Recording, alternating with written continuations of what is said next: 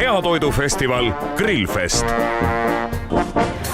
Türi pritsumeeste pikalt suitsutatud seakaela karbonad on faktiliselt selline toit, mille pärast inimesed siia Grillfestile Pärnusse kohale sõidavad ja on nõus pikas järjekorras tundide kaupa kas või seisma, kuigi seda vaja tavaliselt ju ei ole.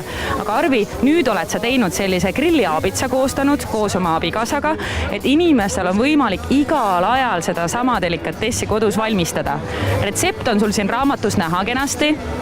Me kõik teame, et see on suussulav toit, aga äkki sa annad saate vaatajatele veel mõned sellised nipid, mida siit raamatust ei leia, aga mida sa oma kogemuste põhiselt siis siia lisaksid?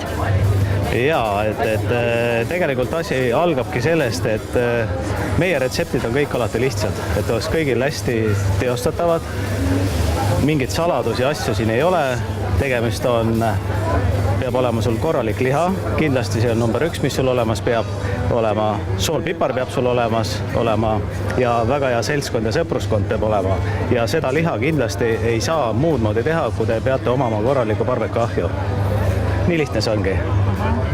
Nii et kui ma vaatan, et see seakaela karbon on, no see on ikka mitu tundi valmistamist, et kuidas sa ise selle ette võtad tavaliselt, et kutsud sõbrad kokku, külmad joogid, lauamängud?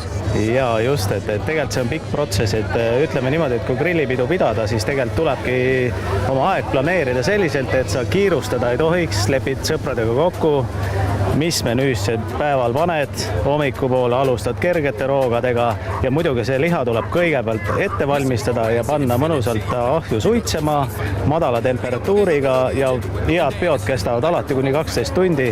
Täpselt see 10-12 tunni ajal on see liha kõige parem.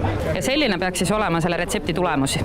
Jaa, nagu sa näed, et siit nuga sulab läbi liha, et see on nüüd ka täna on ta siin 10 tundi meil ilusti küpsend ja näed ise lihamahlad kõik on alles ja väga maitsev ja mõnus suutäis. Nii et eestlased, alustage pidustustega varasemal kellaajal ja kõik saavad õhtuks koju. Absoluutselt, suvel peab see kellaaeg algama vähemalt kuskil planeering juba 10 ja vähemalt peo algus kella 2.